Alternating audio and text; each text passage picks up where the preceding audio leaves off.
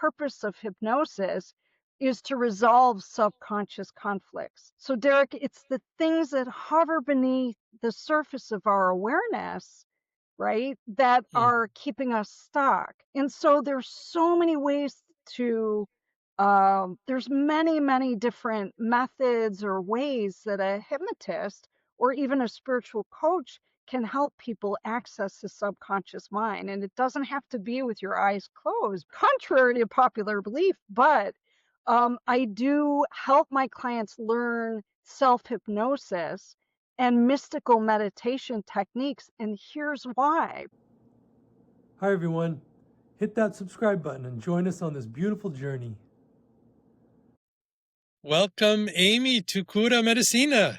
How are you? Good. Thank you so much, Derek. Great to connect with you today. It's great to have you here too. I'm so excited. I would love for you to start just telling the world what you're about and how you describe yourself. And yeah, let's Yeah, hear it all. absolutely, Derek. Again, thank you so much for having me today. My name is Amy Marohn. I'm a spiritual hypnotist, medium, metaphysical healer. And the name of my company is Sensorium Hypnosis. And I offer in-person sessions as well as virtual. And we're coming up on year 10, Derek. So Wow, it's been a minute. I've been doing this work. Yeah. amazing.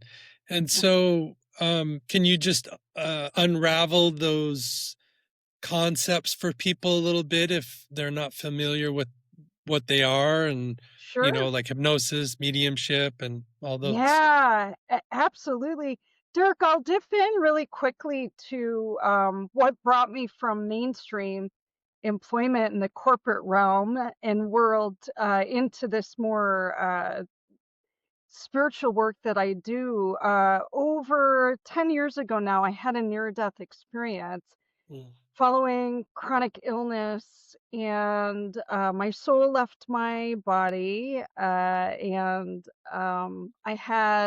I say I crossed the threshold. I heard a voice, and the voice asked me, if I was ready to leave the earth plane. I had been suffering for a while with pretty debilitating physical symptoms and severe autoimmune issues, along with a condition called dysautonomia, which dysregulated my entire autonomic nervous system. And so, even though my physical body was exhausted and I was indeed ready to let go, in that moment, my being or essence was downloaded the emotional impact that my early departure from the earth plane would have on my son, who was young at the Mm. time, and my family. And in that moment, I made a conscious decision. I'm not done. I have a son to take care of, and this voice that came through said, "Well, if we send you back, you'll live more intentionally." Derek, I had no idea what that meant. I do remember just making a conscious decision. Soul went back into my body as quickly as it left, sat up, turned on the light, and my life has been the most amazing and wild adventure since then. So, fast forward, this same spirit Wait. voice. I want to talk a little bit Real more about fast, this. guys. Yeah, before we fast forward. Yeah. So I've read some near death experiences, Yeah. and they're really, many of them are spiritual awakenings. Let's call Mhm. them what they Yeah. are. And so, Indeed. did you have like the light experience too? A lot of people they see a bright light, or they're in a very bright room. Did you have any of those experiences? Yeah, Derek, mine was quite different. Hmm. What I remember of that experience was a complete absence of pain, which was, I mean, it's beyond words to describe. The lightness that I felt What I can say is I felt the momentum or speed in which my soul left my body was honestly pretty startling. And my experience was more clairaudient and clairsentient. So I could hear thoughts being communicated to me. I could feel emotions, sensations moving through me. However, I really did not, I mean, there was the absence of fear also. I felt completely embraced by a very loving and powerful grounding energy. Mm. So there was no hesitancy or wondering, no time even to wonder, where am I?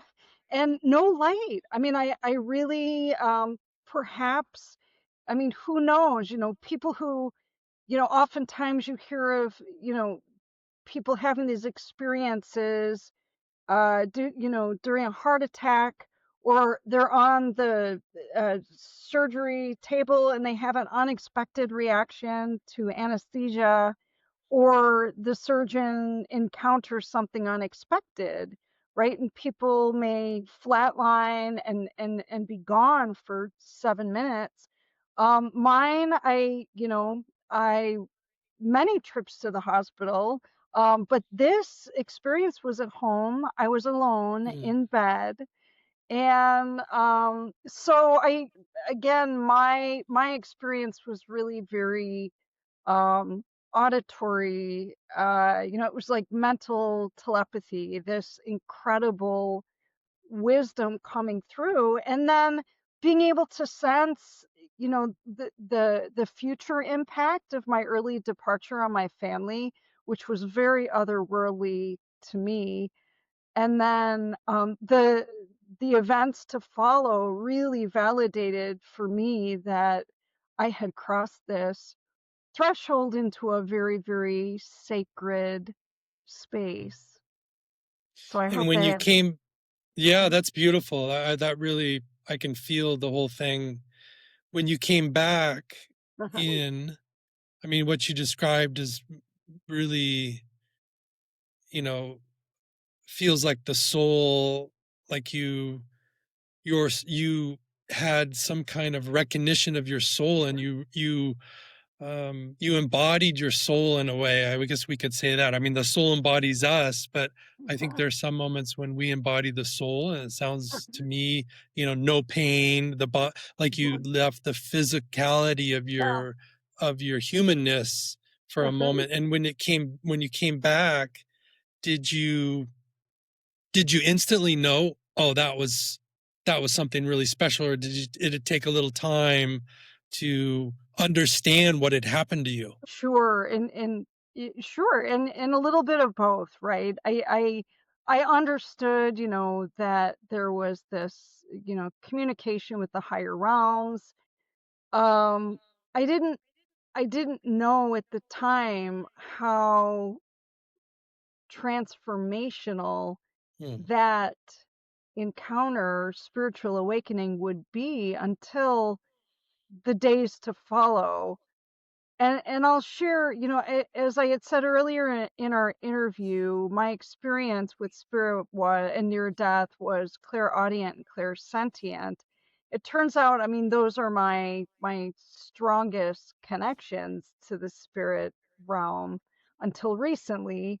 And then, the voice, I'll just call it, for purposes of illustration, the voice then told me, in the days to follow, I would be going back to school. Apparently 7 years of college wasn't enough, and that spirit had a lot more faith in me than I had in myself, Derek, because this was not a spontaneous healing. I came back to the same struggling body, although this soul upgrade and this connection with spirit was going to give me a quiet strength and energy to move through the next seasons of my life. A few days later, after I was told I'd be going back to school, then they got even more um, uh, directive and Mm, told me that I was going to go back to school to be a hypnotist. And Derek, that was pretty wild because uh, I had never seen a hypnotist. I had never known a hypnotist. And I never even just randomly out of curiosity, typed into the search engines, training programs for, I mean, it just wasn't even on my radar. So I understood the power of this voice in guiding me was coming through me and certainly not from me. And it was that same voice that I heard on mm, the other side. So it's not that in retrospect, it's not that I was just dropped back into my body. I would be divinely guided in the path ahead. I really, it's interesting, even though I had no idea how I would have the physical strength to get through, it's a relatively short period, training time.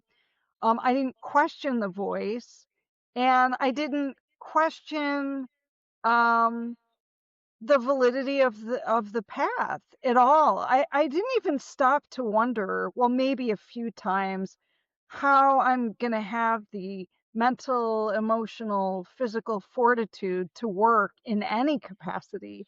Because prior to this, I had left my condition, um, really forced my hand at leaving, enjoyable, um, comfortable corporate role. I had been through a divorce. I had not in the not so distant past just bought a home. My mother moved out here from New York. I mean, and then I had a son to raise, and I knew at the time I would be doing the majority, if not all, of raising my son on my own. So, but I forged ahead, and I, I began to heal on so many levels over time as I practiced my work, and spirit continued to weave in other tools that would benefit me and the people who sought my help. amazing. And what was your spiritual orientation before the event? Yeah. Yeah. You know, um, Derek, as you know, I grew up Catholic, 9 years in a Catholic school. I don't have any trauma related to religion of my youth, which I know a lot of people find remarkable.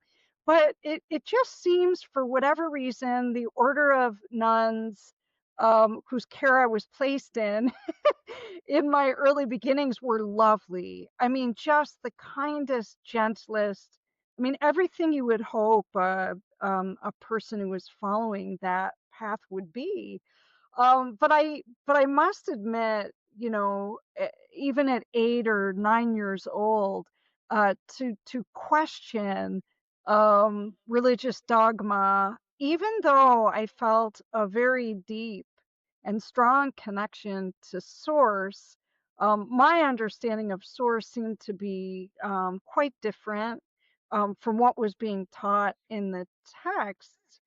And looking back, I had a very strong affinity to music, and melodies seemed to come through me quite easily.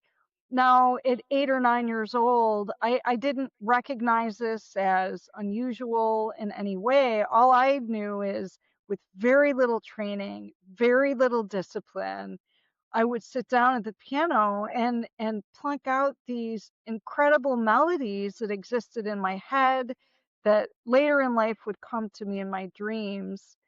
And so I do feel like I had this deep soul connection, as many of us do, but I had an awareness of this deep connection at a very early age. And I also knew at a very young age I was being called to serve others, to bring love and light and comfort. And while other kids in the class were, studying math and science, I was having these dreams and fantasies of moving to Africa and taking care of children and orphanages. And that's just where my head was at. So most of the time I wasn't grounded in the present. I went into this crazy dream sequence and it kind of lived in my own parallel universe. And I know that was frustrating for my parents and certainly frustrating for the teachers, but I also feel like um, some of my music instructors really understood me and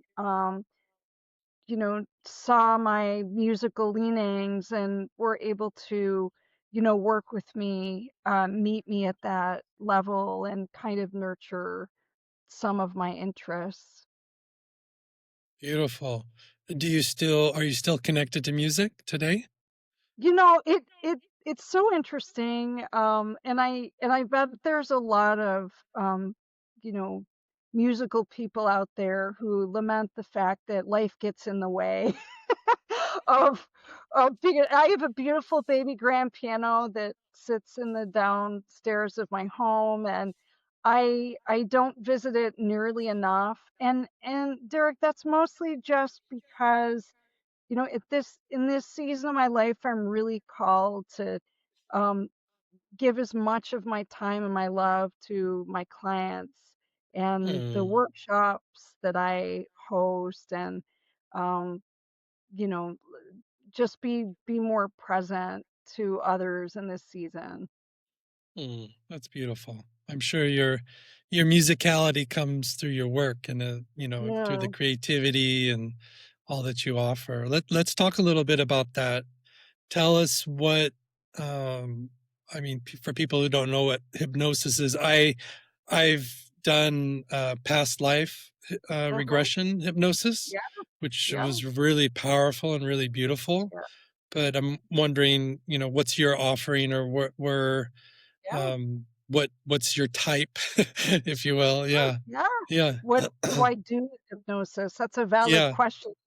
Because now, I mean, so many people in the healing arts, the goal is always to learn something and then make it your own, right? Infuse Mm, your own soul energy into something, to allow spirit to move through us in how our gifts are expressed or used. But also along the way, we learn so much from those we work with. And so, in the very beginning, like many hypnotists, right, it's very script based, right? You come come to a hypnotist, the most common things that, would be smoking and weight loss and anxiety and phobias, fear of driving or bridges, whatever all those things that you most people think of right away when it comes to hypnosis. And I got very, very bored with the mainstream iteration of hypnosis. And I also recognized, for some things like that, mainstream or standard hypnosis can work very, very well.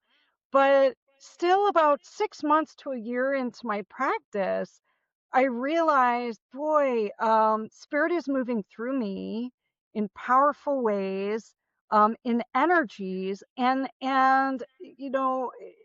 I really just let spirit take the helm, and thus the birth of spiritual hypnosis. Spirit was, prodding me and poking me to ask my clients the deeper questions, like, what is your soul's purpose? What are the lessons and teachings and, um, patterns or themes, recurrent patterns and themes that keep cropping up in your life? And what wisdom can be extrapolated from that? And so I felt very, very passionate about helping people understand who they are as a soul, as a spiritual energy. And so, initially people come, with, their challenge. There's usually, classic or mainstream hypnosis is about, releasing a behavior or maybe even a self limiting belief. But, you know, spiritual hypnosis is a lot more transformative. What I came to realize over time, Derek, is a complete paradigm shift. Is that, you know, I truly believe that the answers lie within you, and that, um, you know, my role in the work that I do is more that of a coach or a guide in people better understanding not only root causes, but, you know, what is their truth? What is the wisdom that's coming from their soul that then helps them piece together solutions or formulas for their life and their challenges that resonate best with the most authentic version of themselves. So, you know, I do also believe that my role is to help others ignite the healer within themselves. So it's less about what I'm doing for or to my clients, and it's much more about what I'm empowering them to do for Mm, themselves. beautiful. So, just so I understand, when you use hypnosis to go to bring your clients into this state, is Hmm. it that the subconscious is less active? So Mm, what is the um because you and I could have a conversation without hypnosis, uh-huh, and all of my traumas and defenses and hmm. patterns are hopefully with the work I've done, they're not that active, but normally Right, they're right. kind of in the mix somewhere. Hmm. Hmm. And so what I'm sensing, or what I perceive, is that in a hypnotic state, there's more of an ability to get at those questions, like what is your Hmm. soul's purpose, without all of the gunk in the way. I mean, is that Yeah, yeah, let me know how it yeah. works. Yeah. Well, you know, in the beginning, I would have thought it would be completely necessary to put someone in my chair and guide them into a deeper theta state, right? That's classic, Yeah. you know, Theta. mainstream hypnosis. And there's nothing wrong with that, and it's very powerful, and I absolutely use those tools and techniques. But what I've discovered over time through a lot of advanced training and a lot of wrapping my brain around how do I reach really smart and resistant people, right? This kind of hypnosis, I'll tell you right now, people say, can I be hypnotized? Well, yes, you can. There's 4 levels or depths within theta. And Mm, the bigger question is like, how deep can we go? That's a whole nother podcast. But what I can tell you is the purpose of hypnosis is to resolve subconscious conflicts. So, Derek, it's the things that hover beneath the surface of our awareness, right, that mm, are keeping us stuck. And so there's so many ways to there's many different methods or ways that a hypnotist or even a spiritual coach can help people access the subconscious mind. And it doesn't have to be with your eyes closed, believe it or not, contrary to popular belief. But I do help my clients learn self hypnosis and mystical meditation techniques. And here's why, right? This would look like more of the classic hypnosis, but it's spiritual hypnosis. And here's what happens. I'm most interested in helping my clients be able to deactivate the primitive mind, right? That's the fight or flight component of the mind, right? That is, you know, overthinks everything, that is, you know, that clings to familiar patterns, that challenges or kicks out any new information because it doesn't feel safe. But at the same time, in this deeper state of theta, I can also help my clients activate the higher mind. That's the infinitely wise part of the mind that exists in all of us that actually is very grounded, um, very focused, very solution oriented. and knows exactly what to do.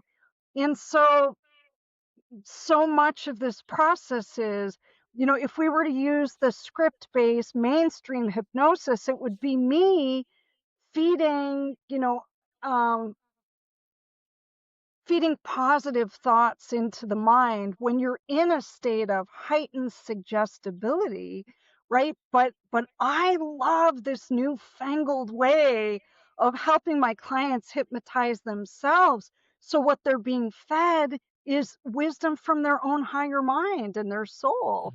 To me, that is such a transformative approach to helping people heal. I mean, if you think about it, I mean, if Amy the therapist is feeding Derek the best version of what I think you should do, it's received in a totally different way than if I were to help Derek be able to access his own inner wisdom, Mm, right?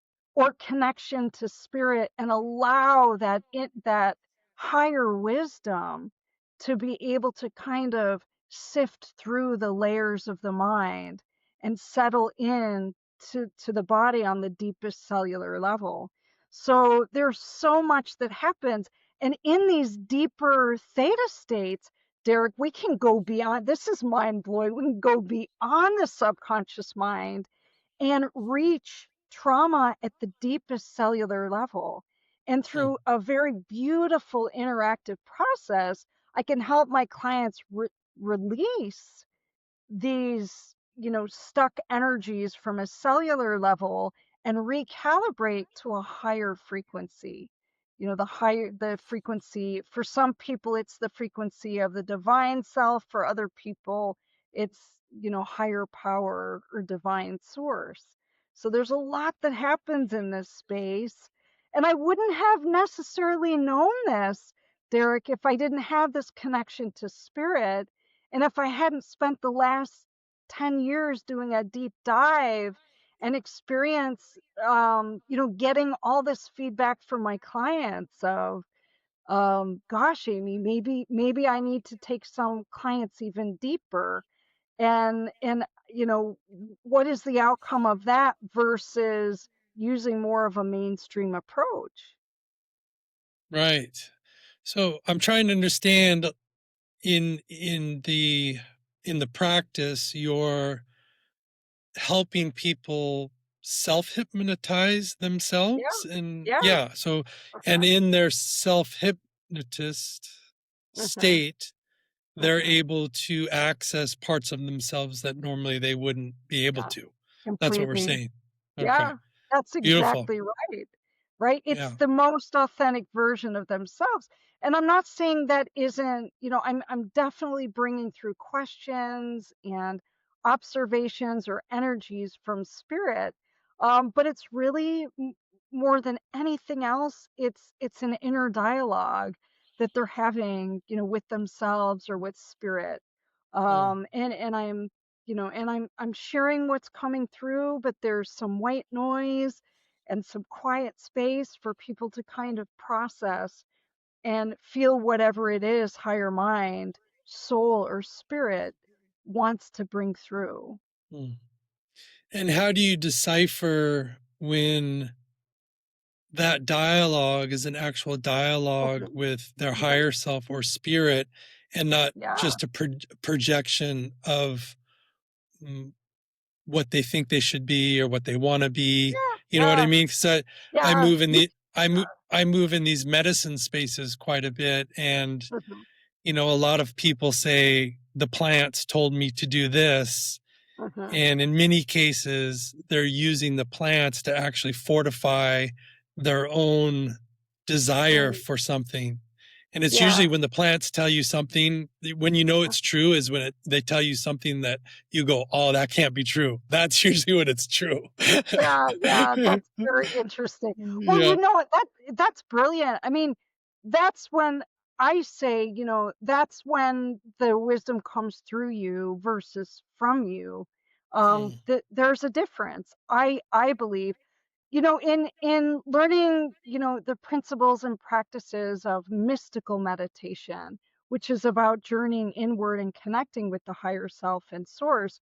You know, when we're in more of a surface level of meditation or even self hypnosis, clients will, they'll see colors, bursts of colors, and movement of colors. When we go in a little bit deeper, Derek, people will oftentimes see symbols or just random images that move through their awareness. When we go even deeper, people will start to see like snippets of scenes of things. Again, they can't always make the connection of what they're being shown, but if we go to the deepest level of the mind where the mystics go, now we're experiencing everything as if it is happening now, right? All the clairs are open: sight, sound, taste, touch, smell. And there's, even in the surface level of theta, I one could certainly argue, as I would, there's some very, very good um, therapeutic self-healing benefits to that. But depending on what we're working on, are we working on deep trauma? I would definitely want to take somebody to the deepest level. Somebody wants to use hypnosis in replace of anesthesia or pain medication, I definitely want to take them to the deepest level. And so, I mean, you're trained. When you do this work long enough, you notice nonverbal patterns, but also you're getting verbal feedback from clients. And you know you'll know that they're connecting with spirit or higher self or higher power, because it's pretty emotional. People have a lot of things to release. They're being shown. I use spirit team who guides me in my work, and so it to me, gosh, I mean, there's no greater ability to get closer to, root causes and see snippets of memories that are poignant to whatever my client is going through in the here and now. Karmic debt or past life memories, or even things going on in this lifetime that are keeping them stuck or creating some sort of blocked energy or inner stirring. So when I work with the spirit team and guiding people, to those memories or those traumas or whatever it is that's going to shine a light on where the healing work needs to be done, there's no mistaking that for, that inner chatter that we hear when we're in a fully conscious state. Mm, beautiful.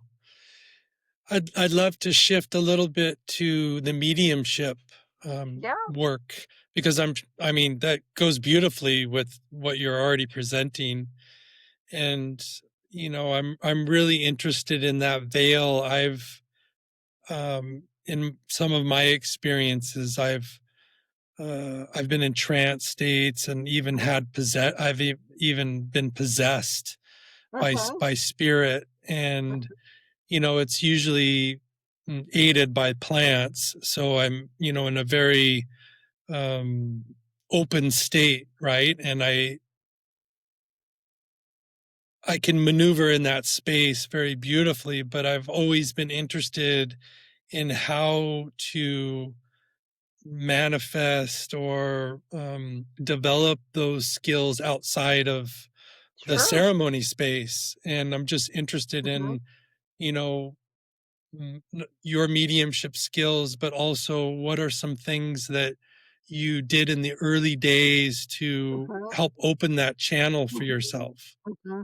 Well, and that's a wonderful question, Derek. And I also will say, I have no experience in plant assisted ceremonies, although I love learning about it, and I've brought people on my podcast to talk about that to educate me and my listeners, because I understand, plants can be such a beautiful. I work with the Native American community, and it's such a beautiful part of sacred ceremony, and a lot of it is intentionality. Well, it's the same thing with mediumship, Derek. I wrote a book recently, Whispers Beyond the Veil, Channel Teachings Inspired by the Spirit World.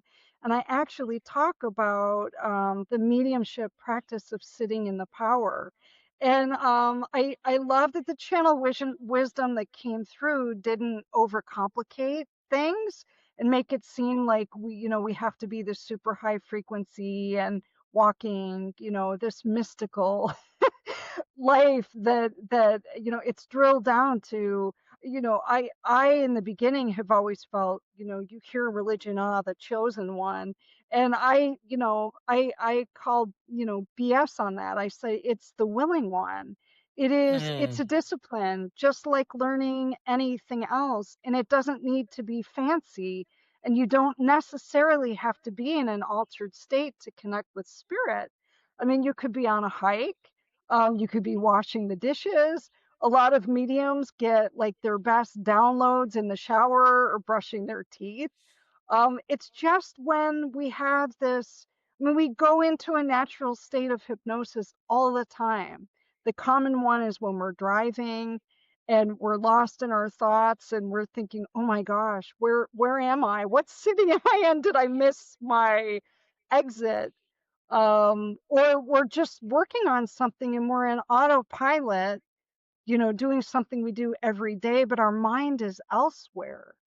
We're doing this out of body experience or time travel and don't even recognize it. So I have on my YouTube channel a candle meditation. Um, I'll make sure to send that to you in an email, but it's not a hypnosis tool. I learned it in metaphysics. And to me, it is one of the most mind blowing tools that I could ever show or teach anyone in order to help them drop into a natural organic theta state.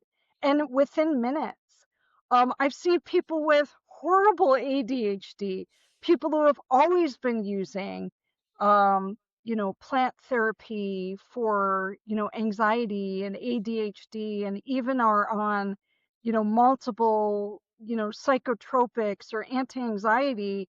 mm, you know, they teach the candle, they learn the candle meditation. They're like, like Amy, it's improved my sleep. And, I've been doing it every day. And at 12 minutes, 6 if you're really ADHD. And it's totally fine. It's totally fine, but it's just practice, Derek. We're exercising parts of our mind that are, or brain that are dormant. We don't, it's like going to the gym. You wouldn't go once and go, woohoo, I'm in great shape, I'm done. Well, it's same with meditation. And again, I teach mystical meditation because, I believe in our ability to heal ourselves. And that's the best way to quiet that chattery part of our mind. And I, when I do sitting circles, I am a evidential medium and a physical medium, so I manifest physical evidence of the spirit realm. They come in the form of light beings and, energies that fly through my space, sometimes apparitions or symbols or signs from the ether, or sounds from the etheric realm. But every single time I sit with this very, very gifted, high frequency group, filled with people from every spiritual background, we start with the candle meditation. And it is so beautiful when you do this with a group of people, Derek, because all of these incredible high frequencies meld together and they draw in the spirit realm. And we can have, similar experiences. Like there might be 6 or 8 of us, and most of us are feeling these sensory nuances ringing in our ear, or some of us may be seeing mist coming up from the floor or coming down from the ceiling.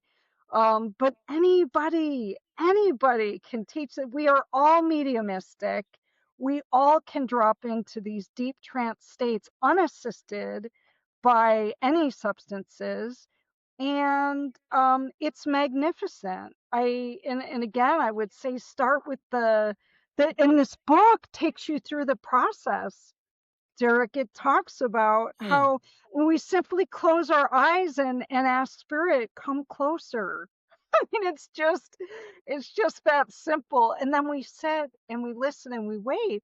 And a lot of times, Derek, and this is so counterintuitive, we're sitting in these deeper states and we expect this wisdom or download to come in the form of a lightning bolt. And I just giggle. That's so human. There's no such thing as time, right? In the spirit realm, a lot of times is these aha moments or these spirit communications happen between meditations, between sessions, you know? beautiful, And so, beautiful. but we're priming the pump. We're just saying, "Hey, I'm open. I'm available. Come closer." We can't demand, what type of wisdom is Hmm. downloaded or the timing of that. So I hope that debunks some myths about connecting with spirit. Absolutely. And you mentioned that there's a group that you bring in for your sessions Uh-huh, of spirit guides. uh-huh, Is it just generally,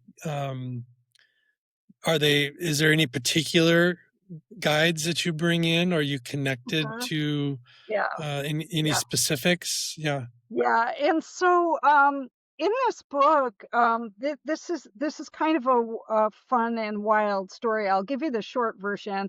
I was actually in a huge workshop back in the spring with mediums from all over, and I did a trance medium exchange session with this beautiful woman, originally from Philadelphia. We had never met before. In fact, I didn't know a single soul there.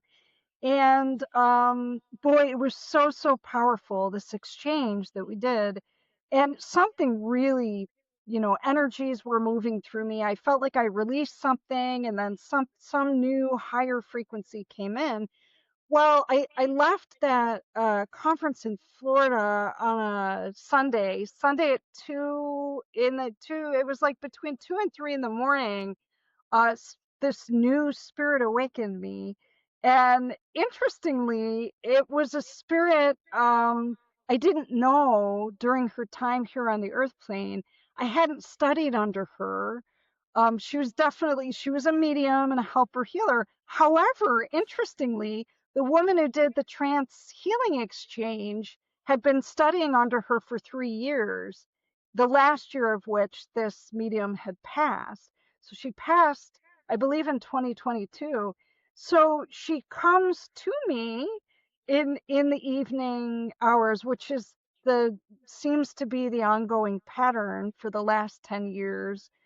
I'm awakened by a knock or, some cool air that, sprays me and wakes me up. But she began to speak to me and download information. She identified herself. I don't identify her in the book for many reasons. She said that was wonderful. That was part of the plan, not to disclose who she is. But what a beautiful deep soul connection we have. And so little did I know, I didn't know I was writing a book.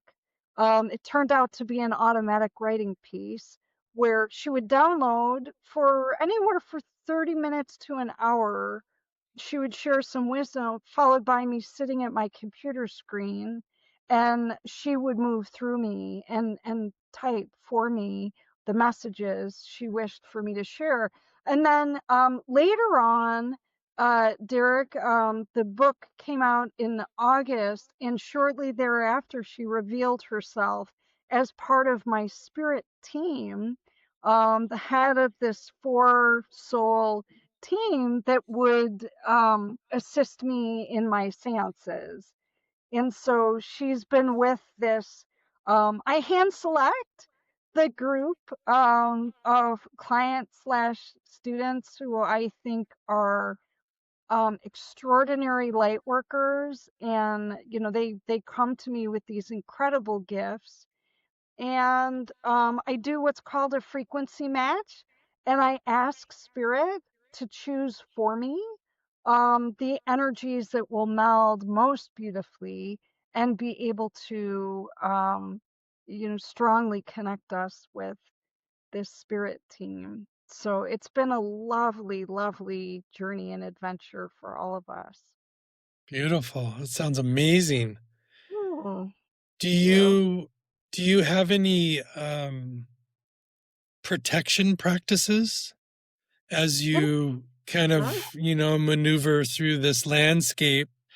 Not Uh-huh. all spirits are friendly, I've come to Yeah. learn. And so Yes. I'm just wondering if you have anything you do in these spaces as part of your protection, Mhm. when you're working and opening those channels. Yeah, absolutely. Um, Derek, from the beginning of time, this work that I am doing, I use Palo Santo wood. Spirit downloaded right after my near-death experience a chant. I ask, essentially, I say, Father, Mother, God, please remove any lower frequency energies from me or my space. If I know what they are, Derek, in other words, I've had a client in my space that's struggling with addictions or anger or grief from the loss of a loved one, I'll just call out whatever it is. And then I ask Spirit, please remove any lower frequencies I'm not aware of. And then I burn, I love Palo Santo wood. Right? I mean, it removes negative energies, but it also, I believe, holds a very high frequency, a sacred frequency that recalibrates the energy of a space. And so, I move in a counterclockwise fashion around the perimeter of my space. I also say a prayer. I mean, my clients, again, some are Buddhists, some are atheists, some are, and I honor all paths. To me, it's Father, Mother, God. I say a prayer, let this be a place of light and love, of hope and healing for all who enter the space, come to know the frequency of the higher self, and higher power. Um, and I've been doing this. I do it between every single client. I have fragrances. I burn incense. I light candles. I spend at least an hour every day in a deep trance state, connecting with my spirit team so that they can give me directives, anything they need or want me to know about that day, my path, the client's path. And I simply sit in it's called sitting in the power. And so I don't fear people will come to me if they feel they have attachments, or possessions, however you want to call, or walk-ins. um People will call me to remove um unsettling energy out of their homes. I've been doing that for years in the work of paranormal. I can tell you, for some strange reason, and I think this is because of my near death experience and connection with, I believe, God, source, is I don't fear those energies. I don't feel that they're attracted to me or my space. And many of my clients, even first time clients, say, Amy, I don't know what it is about your space, but people walk into my space and they can feel their anxiety is lowered. Sometimes they'll just sit in my chair out in my other room and just start weeping, because it's spirit filled. And I'm full of love. I'm here to love. It's just that simple. Mm, So I like people not to fear those energies, because our high frequency energy and the energy of, higher source, divine source, whatever you want to refer to it as, is so much more powerful than any lower frequency energy you or I or anyone could ever encounter.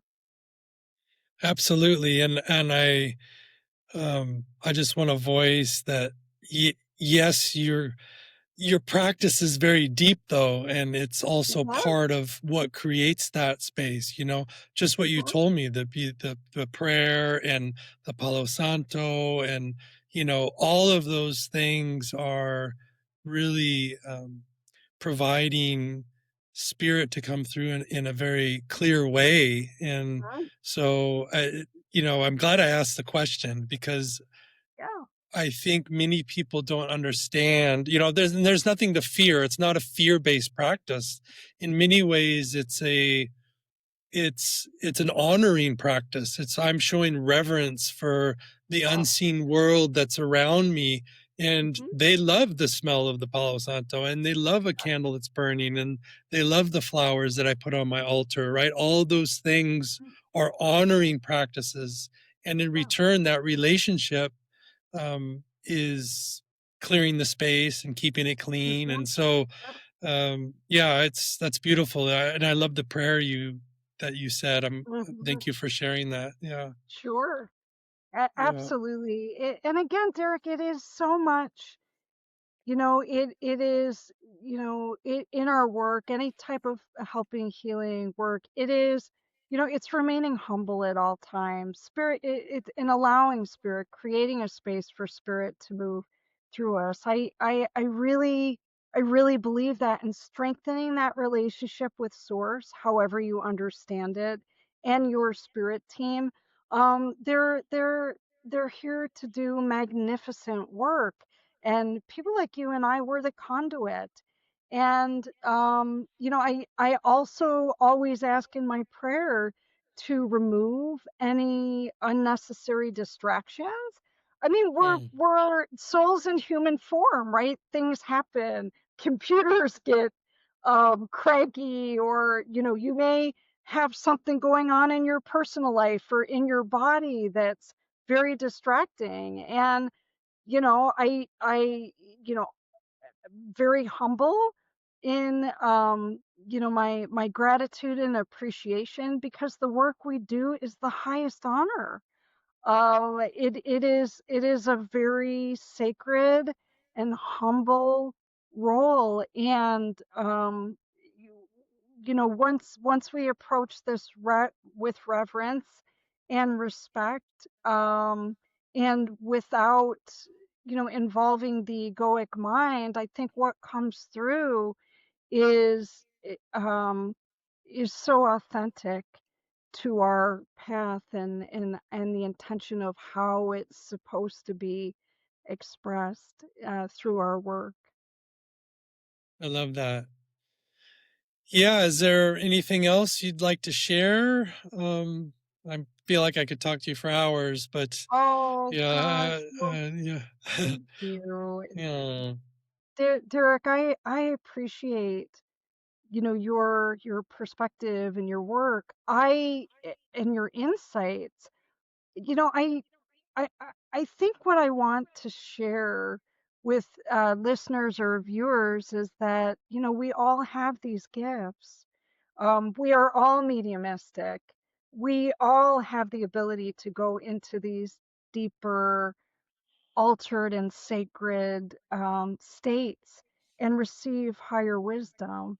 And even many of my clients, I believe, even the ones who carry the highest frequency, they're not working as, doctors or nurses or psychiatrists or therapists. They're not working in, you know, alternative healing as a naturopath or a chiropractor or whatever. However, I recognize their frequency, and I know that, as they work as an engineer, or they work as a, financial advisor, or as they work as regional manager of a supermarket, that there is no doubt in their mind or to the depths of their soul that they're there to love, to serve others in the most humblest of ways, and to be a beacon of light. And so I just want to say, people will tend to downgrade, their when I point out like, wow, your aura, your frequency bowls me over, and they'll say, oh yeah, I just manage a computer company. And I'm like, whoa, whoa, whoa, right? And then we dig into their story a little bit more. And, they're doing all kinds of amazing and beautiful acts of kindness, and the depth of the relationships that they're building in their work teams, and just their positive, uplifting attitude or their paternal nature is, I mean, the most powerful form of healing that you can bring to the earth plane. So again, I like to debunk the myth that, you have to have this, mystical title or all of these credentials in the healing arts to be, a powerful healer on the earth plane. So I think that's my message that I'd like to leave people with. I love that. And I think the greatest skill we can all carry is love, and Mhm. love for ourselves and love for the earth, love for each other. And that doesn't require any title, right? It just requires an open heart It, and, you it know, is. It's yeah. so true. And Derek, the funny thing is, I mean, here I am. I mean, I'm doing what I love to do, but it's so humble. I work out of a basement of my home. I mean, I love it. It looks, it looks like a cabin. There's a little roaring fire and things, but it's so incredibly down home. It's so unclinical. I've got snacks for my clients that, if they're retired, they want to come at 7:30 in the morning because they've done that for the last 40 years.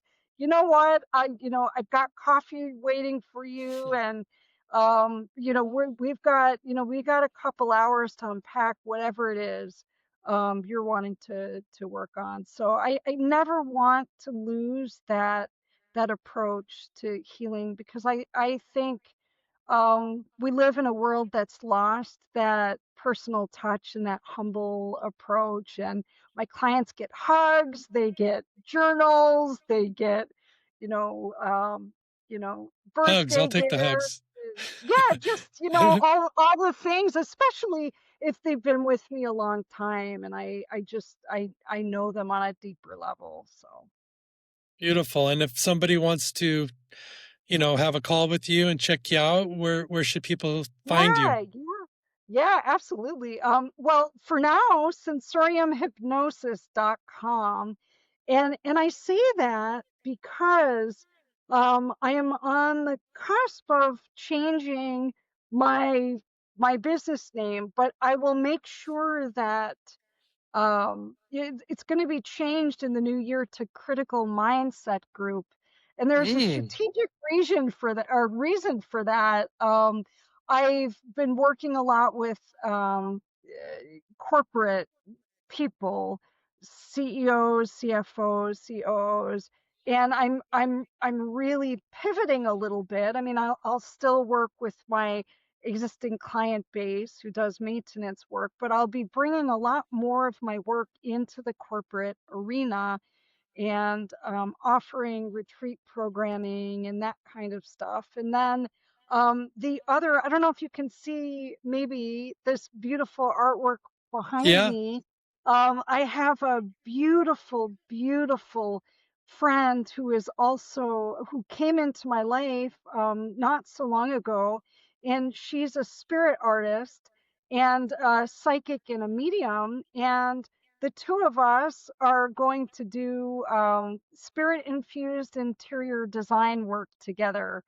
And the company is called Two Mediums by Design. So The website's not live yet, but people will be able to find me there after the first of the year. So Great. And I can update the show notes once you have all those live so thank people can you. click right to them. And yeah, Yeah.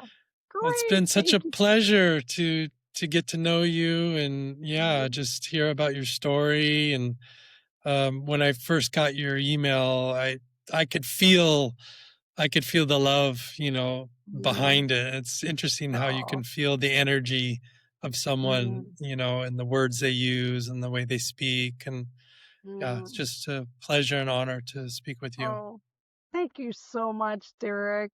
Your show is Welcome. amazing. Your energy is amazing. I appreciate you so much. Thank you. Thank you.